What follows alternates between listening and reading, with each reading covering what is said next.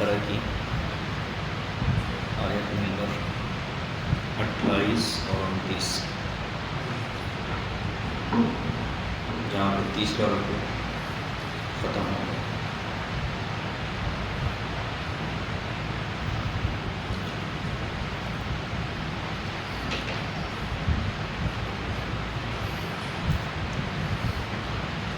أعوذ بالله من الشيطان الرجيم، بسم الله الرحمن الرحيم، كيف تكفرون بالله وكنتم أمواتا فأحياكم ثم يميتكم ثم يحييكم ثم إليه ترجعون، هو الذي خلق لكم ما في الأرض جميعا ثم استوى إلى السماء فسواهن 7 سماوات وهو بكل شيء عليم۔ صدق اللہ العظیم۔ آج یہ دوسری آیتیں ہوں گی، ترجمہ دیکھیں۔ کیف تکفرون باللہ، تم کیسے اللہ کا انکار کرتے ہو، تم کیسے اللہ کی ناشکری کرتے ہو۔ وَكُنْتُمْ أَمْوَاتًا فَأَحْيَاكُمْ، حالانکہ تم بے جان تھے، اس نے تم کو زندگی دی۔ ثُمَّ يُمِيتُكُمْ، پھر وہ تمہیں دوبارہ موت دے گا۔ ثُمَّ يُحْيِيكُمْ، پھر وہ تمہیں دوبارہ زندہ کرے گا۔ ثُمَّ إِلَيْهِ تُرْجَعُونَ، پھر اسی کی طرف تم لوٹائے جاؤ گے۔ هُوَ الَّذِي خَلَقَ لَكُم مَّا فِي الْأَرْضِ جَمِيعًا، وہی وہ ذات ہے کہ جس نے تمہارے لیے پیدا کی زمین کی ساری چیزیں۔ ثُمَّ اسْتَوَىٰ إِلَى السَّمَاءِ، پھر متوجہ ہوا آسمان کی طرف۔ فَسَوَّاهُنَّ 7 سماوات، پھر ان کو برابر کر دیا 7 آسمان۔ وَهُوَ بِكُلِّ شَيْءٍ عَلِيمٌ، اور وہ ہر چیز کا علم رکھنے والا ہے۔ یہ آیتیں گزشتہ آیتوں سے اس معنی کر جڑ جاتی ہیں، مربوط ہوتی ہیں کہ جس وقت یہ تیسرا رکوع شروع ہوا تھا، یا ایھا الناس اعبدوا ربکم، تو اللہ تبارک و تعالی نے اپنی عبادت کا حکم دیتے ہوئے جو دلائل قائم فرمائے تھے، جو دلیلیں دی تھیں اللہ کی عبادت کیوں کی جائے، تو ایک دلیل اس میں دی تھی خلقکم، کہ اس نے تم کو پیدا کیا، والذین من قبلکم، اور تم سے پہلے لوگوں کو بھی پیدا کیا۔ تو تخلیق انسانی، انسان کو پیدا کرنا، یہ اللہ کا ایسا انعام ہے کہ میں نے اس درس میں بھی عرض کیا تھا کہ انسان عبادت کرے اس لیے نہیں کہ اس کو جنت میں جانا ہے، عبادت اس لیے کرے کہ اللہ کا حکم ہے۔ یہ ہے فرما برداری، اللہ کا حکم ہے، اب جنت میں بھیجنا نہ بھیجنا یہ اس کی مرضی ہے۔ تو اس لیے ایک تو دلیل اللہ نے دی تھی تخلیق کی کہ پیدا کیا، وہاں دلیل دے کر کے اللہ تبارک و تعالی نے زمین و آسمان کی تخلیق اور اس کے فوائد پر گفتگو فرمائی کہ زمین کو بچھایا، آسمان کو بلند کیا، زمین سے غلے نکلے۔ اب یہاں اس تخلیق کی ترتیب کا بیان ہے۔ اللہ تبارک و تعالی نے انسان کو پیدا فرمایا، تو پیدا کرنے سے پہلے انسان تھا کہاں، یہ سوال باقی تھا۔ تو اللہ تبارک و تعالی بندوں کو اپنا ایک انعام یاد دلاتے ہیں اور فرماتے ہیں کہ کیف تکفرون باللہ۔ ایک مفسر نے ترجمہ کیا کہ تم کو شرم نہیں آتی اللہ کا انکار کرتے ہوئے؟ تم کیسے لوگ ہو اللہ کا انکار کر رہے ہو؟ تمہاری ہمت کیسے ہوئی کہ تم اللہ کا انکار کر رہے ہو؟ یہ کیفیت ہے اس آیت کی۔ اس آیت کا جو مزاج ہے وہ یہی ہے، اس کو کہتے ہیں انکار استفہام توبیخی، بلاغت کی اصطلاح میں اس کو کہتے ہیں ڈرانے والا سوال۔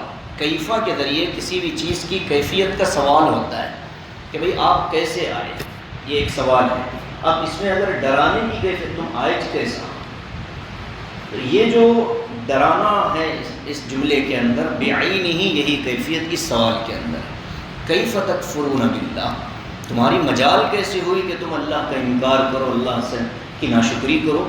کفر حقیقتاً ناشکری کو کہتے ہیں، کفر حقیقتاً ناشکری کو کہتے ہیں کہ پیدا کرنے والے خالق ہی کا انکار کرے، تو اس سے بڑا ناشکرہ کون ہوگا؟ اللہ نے دنیا دی، زندگی دی، حیات دی، اس حیات کے دینے والے کے خلاف اپنی زندگی گزارے، اس سے بڑی ناشکری کیا ہوگی؟ تو اسی لیے جہاں بھی کفر کا لفظ آتا ہے تو اس کا سب سے پہلا معنی ہوتا ہے اللہ کی ناشکری۔ کیف تکفرون باللہ، تم کیسے لوگ ہو کہ اللہ کا انکار کرتے ہو یا اللہ کی ناشکری کرتے ہو۔ اب اللہ احسانات گنا رہا ہے۔ وکنتم امواتا، حالانکہ تم بے جان تھے، فاحیاکم، اس نے تمہیں زندگی دی۔ یہاں الفاظ پر غور کریں، فاحیاکم، اس نے تمہیں زندگی دی۔ عربی زبان میں کسی چیز کے بعد میں کرنے کو دو حروف سے جوڑا جاتا ہے، یا تو فا آتا ہے یا ثم آتا ہے۔ ثم جب آئے گا تو اس کام کے کچھ ٹائم کے بعد پھر یہ کام ہوگا، اس کو بتانے کے لیے فعلت کذا ثم کذا، میں نے یہ کیا پھر یہ کیا۔ فعلت کذا فکذا، میں نے یہ کیا فوراً یہ کیا۔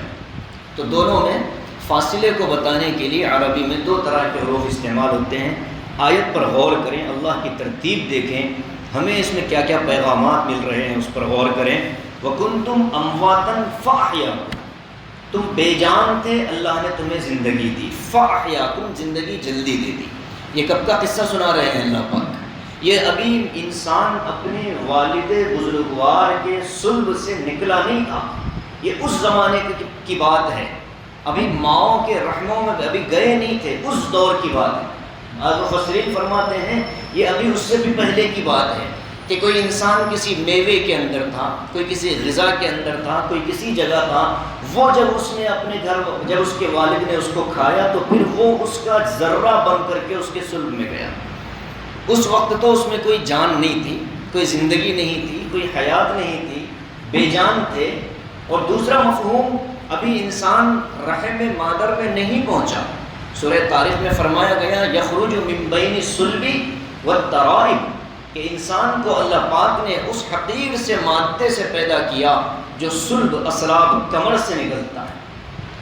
اس موقع کو اللہ یاد دلا کر کہتا ہے کہ تمہاری حیثیت یہ تھی، تم بے جان تھے، تمہیں زندگی نام کی چیز میں نے دی۔ فاحیاکم، بہت جلدی تمہارے اندر زندگی ڈال دی۔ مفسرین فرماتے ہیں کہ یہ جلدی کی جو مدت ہے یہ عام طور پر رحم مادر میں آنے کے 120 دن بعد بچے کے اندر جان پڑتی ہے، اس نطفے کے اندر جان پڑتی ہے۔ اس سے پہلے وہ نطفہ بے جان ہوتا ہے، گوشت کا ایک لوتھڑا ہوتا ہے، بالکل بے حیثیت ہوتا ہے، ابھی اس میں زندگی نہیں آئی۔ 120 دن 4 ماہ کے بعد اس میں حیات پیدا ہوتی ہے۔ اللہ فرماتا ہے کہ اس سے پہلے ہی اگر تمہیں میں ضائع کر دیتا، تمہیں زندگی نہ دیتا، تمہیں ایسے ہی ضائع کر دیتا، تو بتاؤ کون تھا جو تمہیں زندگی دینے والا؟ فَأَحْيَاكُمْ۔ اور یہ جو سوال اللہ قائم کر رہا ہے اس میں کسی ایمان والے سے گفتگو نہیں ہے، ہر انسان سے گفتگو ہے، ہر فرد بشر سے گفتگو ہے، اور اس کا انکار دنیا میں کوئی بھی عقل مند کر نہیں سکتا۔ کتنے ہی واقعات ہوتے ہیں، رحم قائم ہوتا ہے، استقرار ہوتا ہے، لیکن پھر کسی حادثے کی وجہ سے وہ ضائع ہو جاتا ہے۔ اللہ پاک نے جب حمل استقرار دیا ہے، اس میں جان ڈالی ہے، گویا کہ ایک اللہ کی نعمت اور انعام ہے۔ فاحیاکم، اس نے تمہیں حیات دی ہے۔ عجیب بات لکھی ہے مفسرین نے کہ اللہ تبارک و تعالیٰ نے یہ دنیا جو بچھائی ہے، یہاں کی رونقیں، یہاں کی خوبصورتیاں، یہ مردہ کیسے دیکھ سکتا ہے؟ ان تمام لذتوں سے فائدہ اٹھانے کے لیے انسان کو جس چیز کی سب سے پہلے ضرورت تھی وہ زندگی تھی۔ اگر انسان میں زندگی ہی نہ ہو تو کتنی ہی نعمتیں نگاہوں کے سامنے ہوں وہ اس سے فائدہ کیسے اٹھائے گا؟ تو اللہ نے سب سے پہلے حیات کی نعمت کو یاد دلایا اور کہا کہ تم بے جان تھے، ہم نے تم کو زندگی دی، اور اتنا ہی نہیں کہ یہاں تمہیں سڑایا ہے۔ اب زندگی دے کر کے آگے کا لفظ کیا ہے؟ ثم یمیتکم، پھر تم اپنی عمر مکمل کرنے کے بعد اللہ کے دربار میں پہنچو گے، یعنی مر جاؤ گے، موت آئے گی۔ سوال قائم ہوتا ہے کہ زندگی تو نعمت ہے، بات سمجھ میں آتی ہے، موت نعمت کیسے ہے؟ سوال ٹھیک ہے، زندگی تو نعمت ہے، موت کیسے نعمت ہے؟ یہ اللہ والوں سے پوچھیں کہ موت کیسے نعمت ہے۔ اللہ کے نبی علیہ السلام نے دعائیں مانگی، اللہم بارک لی فی الموت وفیما بعد الموت، اے اللہ ہمیں اپنی موت کے اندر برکتوں سے مالا مال فرمائے۔ اور کسی کہنے والے نے کہا، علامہ قرطبی نے لکھا، فرمایا کہ الموت جسر یوصل الحبیب الی الحبیب، موت جو ہے یہ پل ہے جو محبوب اور حبیب کو آپس میں ملا دیتا ہے۔ اللہ سے محبت کرنے والوں کے لیے موت نعمت ہے، اور اللہ سے محبت نہ کرنے والوں کے لیے موت سختی ہے اور عذاب ہے۔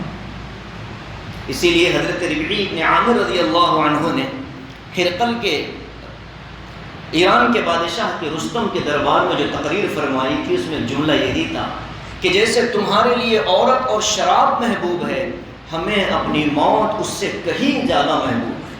تو اس نے سن کر کے وہ حیران ہو گیا تھا کہ عجیب قوم ہے جو موت سے محبت کرتی ہے، اس لیے کہ صحابہ جانتے تھے کہ ان دنیاوی جھمیلوں سے نکلنے کے بعد جو ہماری منزل ہے وہ اللہ تبارک و تعالیٰ کی ذات ہے۔ جب اللہ کی محبت دل میں بیٹھے گی تو موت سے انسان کو محبت ہوگی، اور پھر مرنے کی تمنا نہیں کرے گا لیکن موت کی تیاری کر لے گا، پوری تیاری کے ساتھ محبوب سے ملاقات کے لیے۔ ابھی چلنا ہے، ہاں چلو، ابھی رکو مجھے توبہ کرنا ہے، ابھی رکو مجھے فلاں کام کرنی ہے، فلاں کام نہیں، چلنا ہے، ہاں چلو۔ یہی حال ہوتا ہے بزرگان دین کا، جن کی زندگیاں اللہ کی محبت کا نمونہ بن کر گزرتی ہیں، اور صبح شام ہر لمحہ موت کے لیے تیار ہوتے ہیں۔ صوفیہ فرماتے ہیں کہ اللہ تبارک و تعالیٰ نے انسان کو جو بنایا، یا تھوڑی سی بات شاید آپ حضرات کو پسند آئے نہ آئے، ایک کام کی بات ہے، سمجھ لیں۔ صوفیہ فرماتے ہیں کہ شاہ ولی اللہ صاحب محدث دہلوی رحمۃ اللہ علیہ فرماتے ہیں، انسان کو اللہ تبارک و تعالیٰ نے پانچ چیزیں دکھنے والی مادی چیزوں سے بنایا، اور 5 غیر مادی چیزوں سے بنایا۔ مادہ سمجھتے ہیں جس کا جسم ہوتا ہے، انگلش میں کیا کہتے ہیں اس کو؟ ایٹم، میٹر، جی، مادہ ہوتا ہے جو نظر آنے والا ہوتا ہے، جس کو محسوس کیا جا سکتا ہے، ٹھیک ہے، اور ایک ہوتا ہے جو محسوس نہیں کیا جاتا۔ تو صوفیہ فرماتے ہیں کہ ایسی 10 چیزوں سے انسان کو اللہ نے بنایا، نظر آنے والی، محسوس کی جانے والی 5 چیزیں، ایک تو مٹی ہے، آگ ہے، ہوا ہے، پانی ہے، اور ایک انسان کا نفس حیوانی ہے۔ نفس حیوانی جس کو کہتے ہیں، انسان کو حیوان ناطق کہا جاتا ہے۔ یہ جو انسان کے 2 دانت اللہ نے دیے ہیں، جس کو عربی میں نابن کہتے ہیں، ناب، یہ جو لمبے والے دانت ہیں جس سے گوشت کھایا جاتا ہے، کبھی ہم نے اپنے دانتوں پر غور کیا؟ اللہ تبارک و تعالیٰ نے جو یہ دانت بنائے ہیں، جو بالکل کتے کے دانتوں کی طرح ہوتے ہیں، البتہ تھوڑے سے چھوٹے ہوتے ہیں، ہر ایک کے ہیں، کوئی شرمندگی کی بات نہیں۔ اسی وجہ سے انسان کو اللہ نے گوشت خور بنایا ہے۔ یہ جو غیر مسلم سوال کرتے ہیں کہ مسلمان گوشت کھاتے ہیں، فطرت کے خلاف جاتے ہیں، تو ان کا یہی جواب ہے، اللہ نے ہمارے دانتوں کا ڈیزائن ہی ایسے بنایا ہے کہ ہم صرف چارہ کھا کر اور پتے کھا کر نہیں جی سکتے، سبزیوں پر نہیں جی سکتے، گوشت ہماری غذا کا حصہ ہے۔ تو ایک تو انسان کو اللہ پاک نے دکھنے والی مادی چیزوں سے بنایا، اس میں مٹی ہے، آگے فرمایا آگ ہے، ہوا ہے، پانی ہے، اور نفس حیوانی ہے۔ اب اس میں جو سب سے اعلیٰ درجے کی چیز ہے وہ کون سی ہے؟ مٹی ہے۔ اب اس مٹی ہی کو اللہ تعالیٰ نے تخلیق انسانی کی اصل بنیاد قرار دیا ہے۔ اور فقہاء نے بڑی عجیب بات لکھی ہے فرماتے ہیں کہ جس وقت انسان کے اعمال آخرت میں تلیں گے اور انسان کی چھوٹی چھوٹی نیکیوں پر اللہ تبارک و تعالیٰ بڑے بڑے ثواب اس کو دے گا تو شیطان پکارے گا، کافر پکارے گا، یا لیتنی کنت ترابا، اے کاش کہ میں بھی مٹی ہوتا،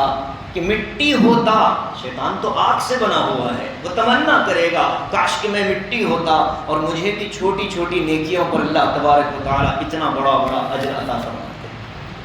کافر تمنا کرے گا کاش کہ میں بھی مٹی ہوتا، وہ تو تھا مٹی کا، لیکن کافر کی جو تمنا ہوگی وہ شرمندگی کے ساتھ ہوگی کہ میرا یہ جو جسم ہے آخرت میں کھڑا کیا گیا ہے، اس جسم کو بھی اللہ مٹی کا ڈھیر بنا دیتا، آج کی شرمندگی سے بچ جاتا۔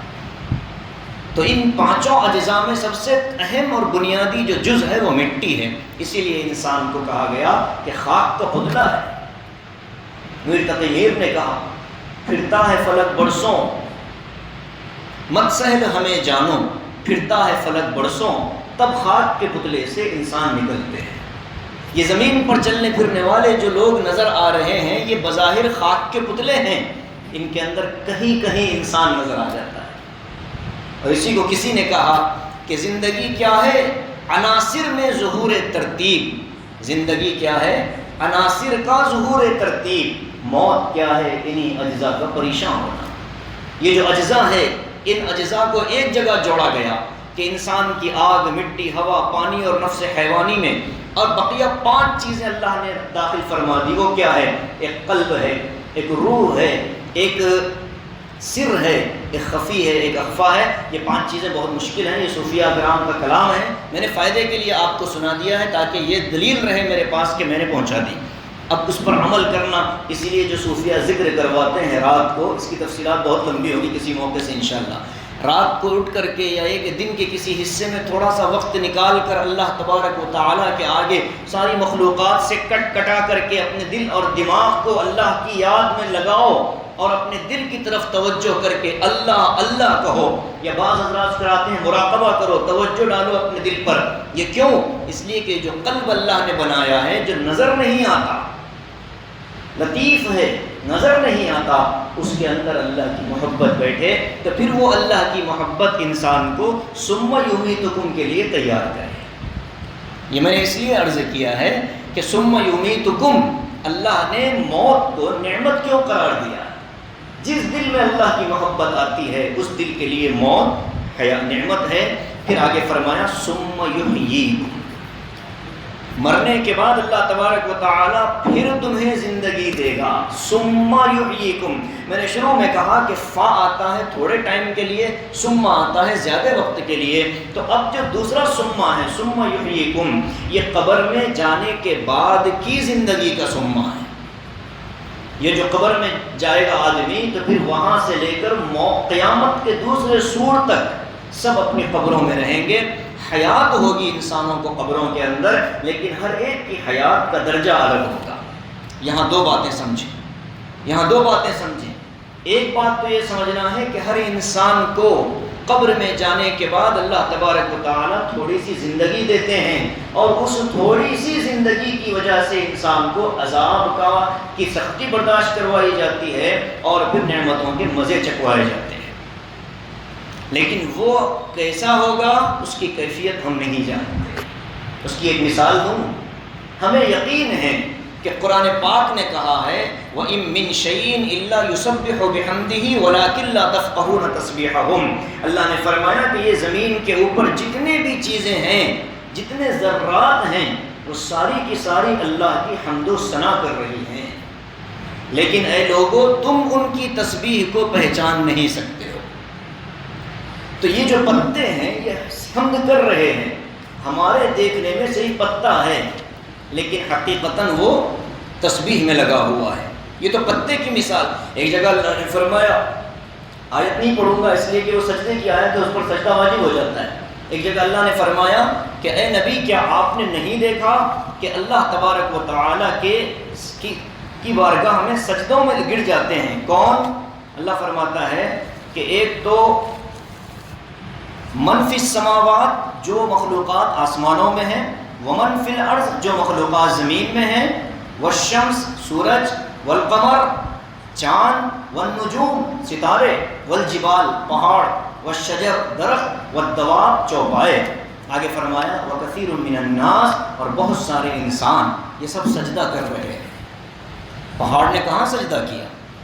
درخت نے کہاں سجدہ کیا؟ اور جس دن درخت سجدہ کرے لوگوں کے جنازے نکل جاتے ہیں، جس دن پہاڑ سجدہ کرے لوگوں کے جنازے نکل جاتے ہیں. تو مطلب اس کا یہ ہے کہ اس درخت کو سجدے کا حکم جو اللہ نے دیا ہے وہ اس کو خوب سمجھتا ہے، ہم اس کو پہچان نہیں سکتے. ایسے ہی قبر کے عذاب کا معاملہ ہے کہ قبر میں مردے کو یا تو عذاب دیا جا رہا ہوگا یا نعمتیں اس کو مل رہی ہوں گی، لیکن اوپر سے دیکھنے والوں کو اس کا ادراک نہیں ہوتا. اللہ کے نبی علیہ الصلوۃ والسلام ایک مرتبہ ایک قبر سے گزر رہے تھے. آپ علیہ السلام نے رک کر فرمایا کہ ابھی مجھے معلوم ہوا ہے کہ ان دو قبروں والوں کو عذاب ہو رہا ہے، ان دو قبر والوں کو عذاب ہو رہا ہے. اور آقا نے فرمایا کہ دو سبز ٹہنیاں لے آؤ، جھاڑ کے ٹہنیاں لے آؤ. لا کر کے حضور نے دونوں قبروں پر لگوا دی اور اس کے بعد فرمایا کہ یہ دونوں کو جب تک یہ ٹہنی خشک نہیں ہوگی عذاب میں ہلکی سی کمی ہوگی. یہاں دو باتیں سمجھنا ہے. حضور کو بذریعہ وحی معلوم ہوا تھا کہ اس قبر میں رہنے والے مردے کو عذاب ہو رہا ہے، اس لیے حضور پاک صلی اللہ علیہ وسلم نے ہری ٹہنی لگائی. اور کیا فرمایا؟ فرمایا کہ جب تک یہ ٹہنی ہری رہے گی تب تک عذاب میں کمی ہوگی، جب یہ سوکھ جائے گی تو پھر دوبارہ عذاب ہوگا. اس کو بنیاد بنا کر اگر کوئی قبر پر پھول ڈالے تو اس کا صاف مطلب یہ ہے کہ حضور نے جس نیت سے وہاں ٹہنی لگائی تھی وہ تھا عذاب قبر. یہاں پھول ڈالنے والے کی کیا نیت ہے؟ یا تو یہ نیت ہوگی کہ یہ پھول فائدہ پہنچائیں گے، یہ تو ہمارے ایمان کے خلاف ہے. اور اگر خدا نہ خواستہ وہی نیت تھی جو حضور پاک صلی اللہ علیہ وسلم کی تھی کہ بھئی یہ قبر میں عذاب ہو رہا ہے لہٰذا پتے ڈالو پھول ڈالو، یہ تو معاملہ گڑبڑ ہو جائے گا. بات سمجھ لیں؟ تو قبر کی چادریں، قبر پر اس طرح کے پھول ڈالنا یہ جائز نہیں ہے. چادریں بنوا کر ڈالنا جائز نہیں ہے. اس عمل سے اور اس حدیث سے اس کو دلیل اس لیے نہیں بنائی جا سکتی کہ حضور کو وحی کے ذریعے معلوم ہوا تھا، ورنہ اللہ کے نبی علیہ الصلوۃ والسلام کے صحابہ تو ہر وقت آپ کے سامنے جنازے آیا کرتے تھے. آپ نے ان دو قبروں کے علاوہ کسی اور قبر پر آپ نے کبھی پھول نہیں ڈالے. اگر یہ عمل واقعی فائدہ مند ہوتا تو بقی میں اللہ کے نبی علیہ الصلوۃ والسلام مغفرت کی دعا کے لیے حضور جاتے تھے، بقی جایا کرتے تھے، مغفرت کی دعا فرمایا کرتے تھے. ابھی شب برات آئے گی، اللہ کے نبی علیہ الصلوۃ والسلام کی امی عائشہ سے جو روایت منقول ہے کہ میں نے حضور کو غائب پایا، بستر سے اٹھ کر تلاش کیا تو پتہ چلا کہ حضور جا رہے ہیں. میں بھی پیچھے پیچھے گئی، دیکھا کہ آپ بقی کے قریب پہنچے اور آپ وہاں دعا کر رہے ہیں.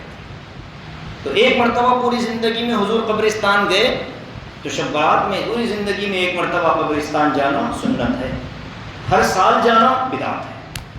ہر سال جانا ضروری سمجھنا یہ لازم نہیں ہے میرے گھر. اللہ کے نبی نے جو عمل جتنا کیا ہم اس عمل سے بال برابر بھی ہٹیں گے تو سنت کے خلاف ہو جائیں گے. یہی ہمارا ایمان اور دین. تو الغرض کیا کہتے ہیں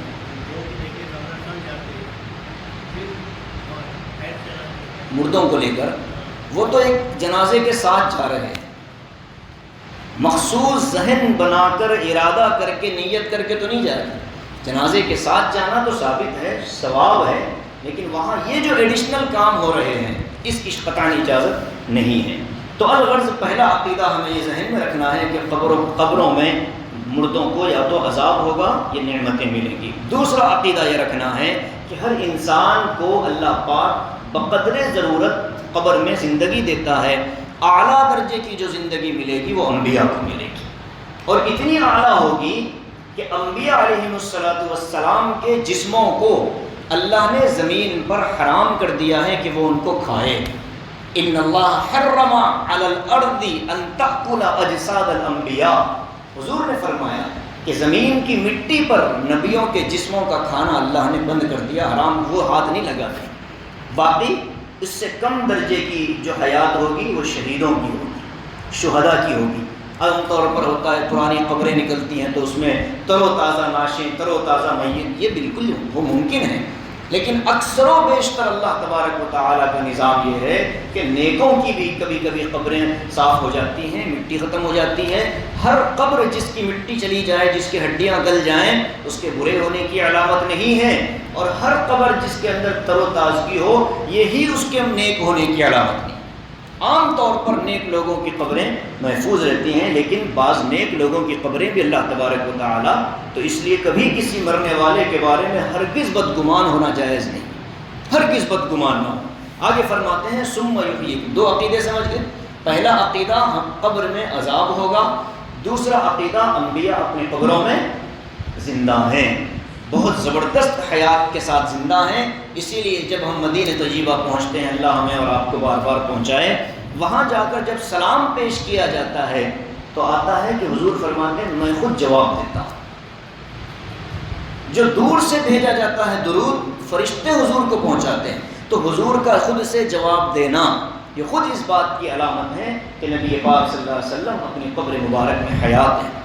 دوسری دلیل، نبیوں کے وفات کے بعد ان کی ازواج مطہرات سے نکاح کسی کے لیے بھی جائز نہیں ہے۔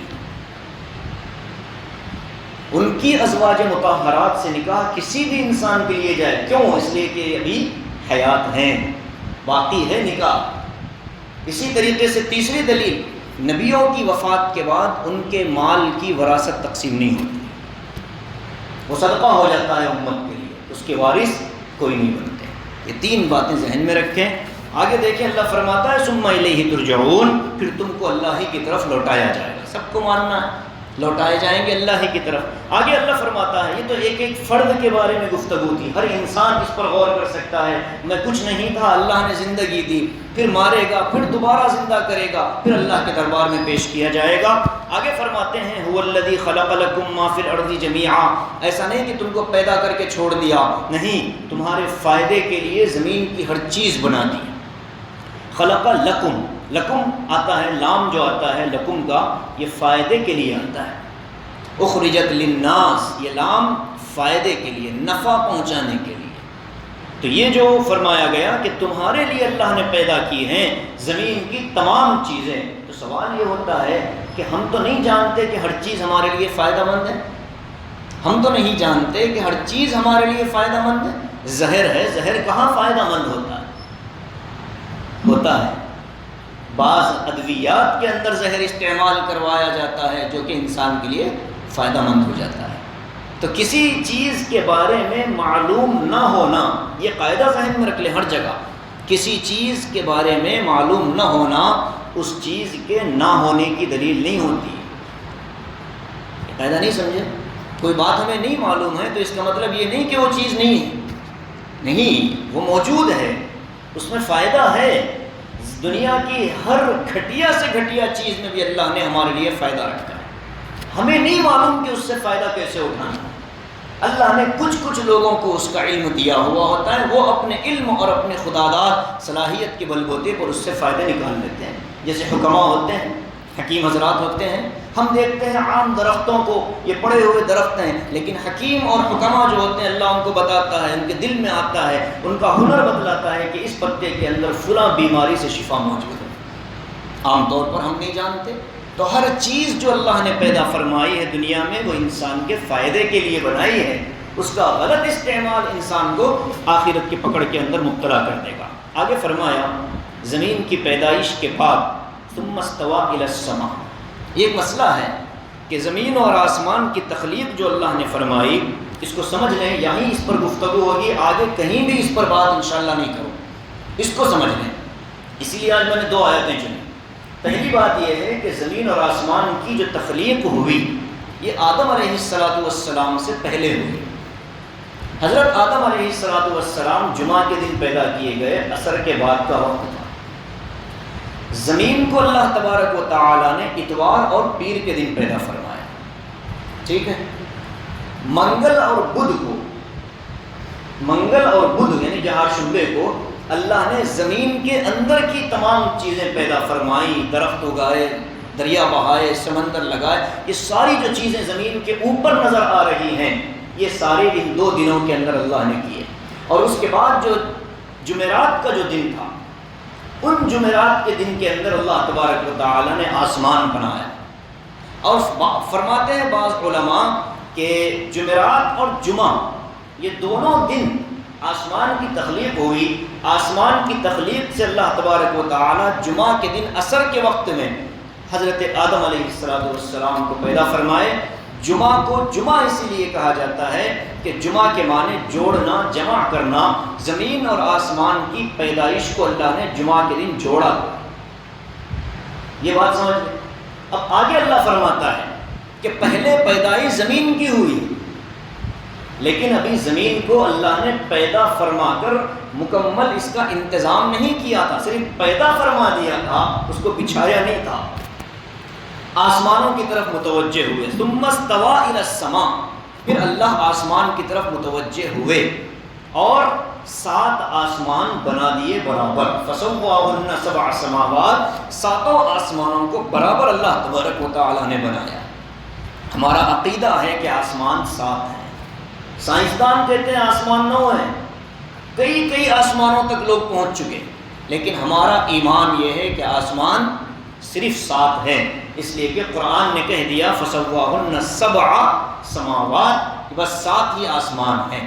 چاہے 9 مانے چاہے 10 مانے، وہ تمہارا معاملہ. ہمارا ایمان یہ ہے کہ آسمان صرف 7 ہیں، زمین بھی 7 ہے.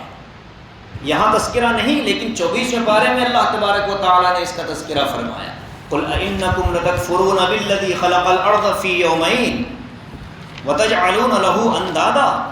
اللہ تبارک و تعالیٰ نے سورہ حامیم سجدہ کے اندر فرمایا کہ اے نبی آپ ان سے پوچھئے کہ کیا تم اس اللہ کا انکار کرو گے کہ جس نے زمین کو 2 دنوں میں پیدا فرمایا. میں نے جو ساری بات کہی وہ اسی آیت کا ترجمہ ہے.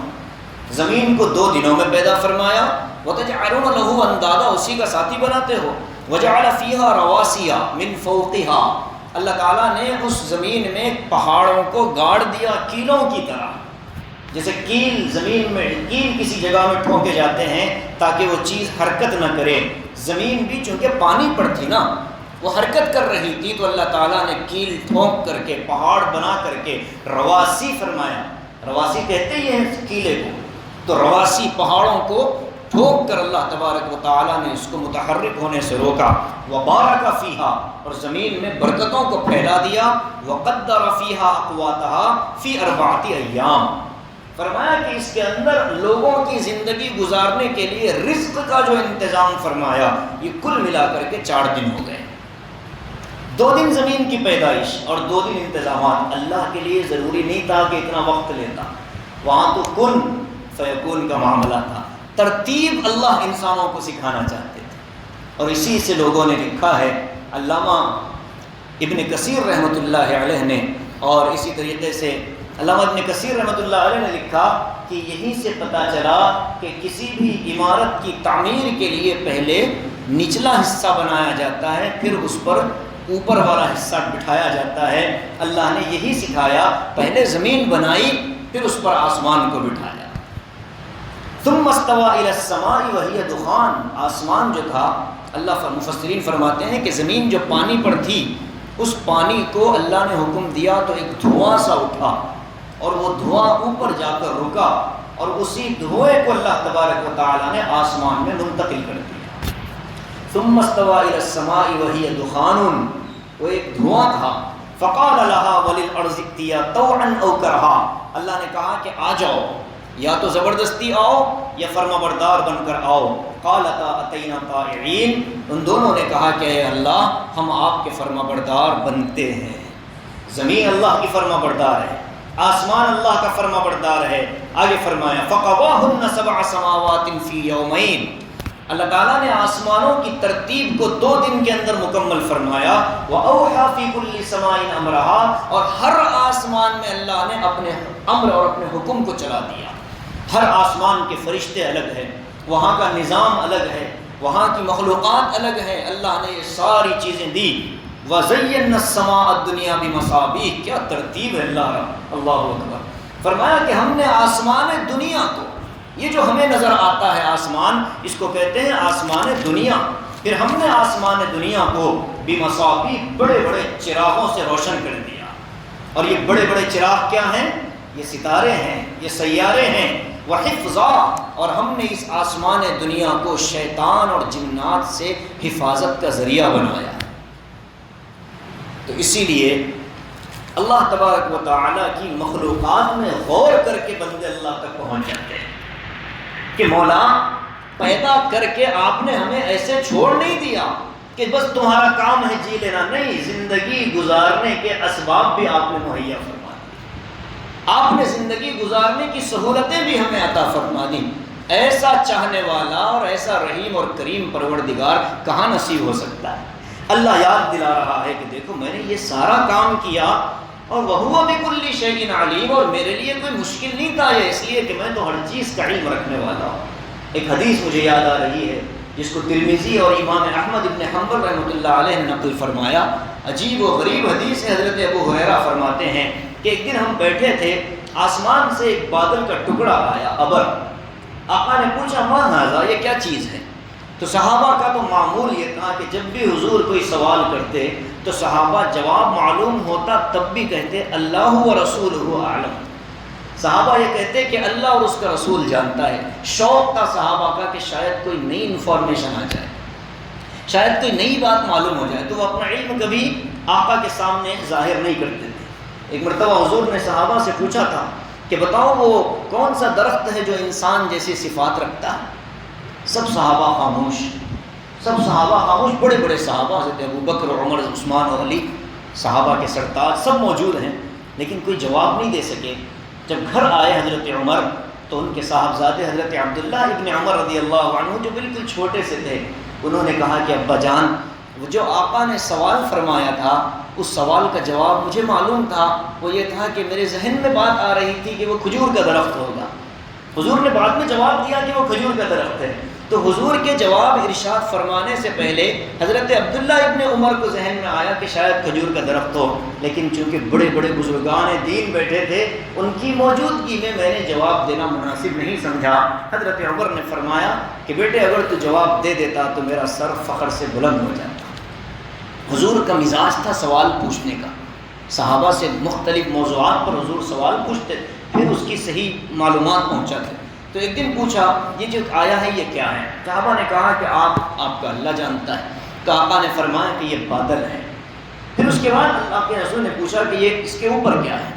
صحابہ نے کہا کہ یہ اللہ جانتے ہیں، اللہ کے رسول جانتے ہیں۔ فرمایا کہ اس کے اوپر آسمان ہے۔ فرمایا کہ آسمان اور زمین کے درمیان میں فاصلہ کتنا ہے؟ کہا کہ آپ کا اللہ جانتا ہے۔ فرمایا کہ 500 سال کی مسافت ہے۔ پھر پوچھا کہ آسمان کے اوپر کیا ہے؟ صحابہ نے کہا کہ نہیں معلوم۔ فرمایا کہ دوسرا آسمان ہے، اور ان دونوں کی مسافت کے بارے میں پوچھا، صحابہ نے لا علمی کا اظہار فرمایا، تو حضور نے فرمایا کہ ان دونوں کے درمیان 500 سال کی مسافت ہے۔ ایسے ہی پورے آسمان ہو گئے، اور 7 آسمانوں کے بعد پھر پوچھا اس کے اوپر کیا ہے؟ تو صحابہ نے کہا کہ اللہ اور اس کا رسول جانتا ہے۔ آقا نے فرمایا کہ اس کے اوپر عرش اعظم ہے، اللہ کا عرش ہے۔ اب اس کے بعد حضور نے پوچھا اچھا یہ کیا ہے؟ صحابہ نے کہا آپ بتائیں۔ فرمایا کہ یہ زمین ہے۔ اس کے نیچے کیا ہے؟ فرمایا دوسری زمین، تیسری زمین، 7 زمینیں اللہ کے نبی علیہ السلام نے بتلائی۔ اور عجیب بات میں آپ کو بتاؤں، آقا نے اس کے بعد فرمایا اگر تم یہاں زمین کے آخری سرے کنارے پر چلے جاؤ، 7ویں زمین کے کنارے پر جاؤ اور وہاں سے کوئی رسی نیچے ڈالو تو وہ رسی جائے گی سیدھے اللہ کے عرش۔ حیران ہیں لوگ کہ کیسا رب ہے اور کیسی مخلوقات ہیں، کیسا۔ اس کو مفسرین نے کھولا، محدثین نے وضاحت فرمائی۔ ہم تو یہ سمجھ رہے تھے کہ عرش اوپر ہے، آپ نے بتایا کہ نیچے۔ حضور نے جو فرمایا اس کو سمجھنے کے لیے ایک اور حدیث سمجھنا چاہیے۔ وہ حدیث یہ ہے کہ آقا علیہ السلام نے فرمایا یہ جو دنیا ہے، 7 آسمان اور 7 زمین، اللہ کے عرش کے مقابلے میں ایسے ہیں جیسے چٹیل میدان میں ہاتھ کی انگوٹھی گری ہو، ہاتھ کا چھلا کہیں گرا ہو تو پورے بڑے سے بڑے میدان میں اس چھلے کی جو حیثیت ہے اللہ کے عرش کے مقابلے میں زمین و آسمان کی حیثیت ہے۔ اب آگے کیا لفظ ہے؟ وسیع کرسیہ السماوات والارض۔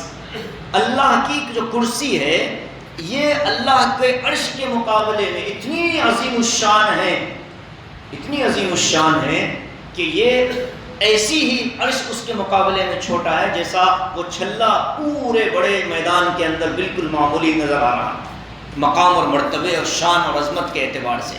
پھر اس کے بعد فرمایا وسیع کرسی السماواتی کو سمجھو، وہ یہ ہے کہ جیسے زمین کا گولا ہے، اللہ تبارک و تعالیٰ کا عرش پوری دنیا کو گھیرے ہوئے، پوری دنیا کو محیط ہے۔ واللہ محیط، اسی لیے اللہ کہتا ہے کہاں تک جاتے ہو جاؤ، جو کہا سورہ رحمان کے اندر کہ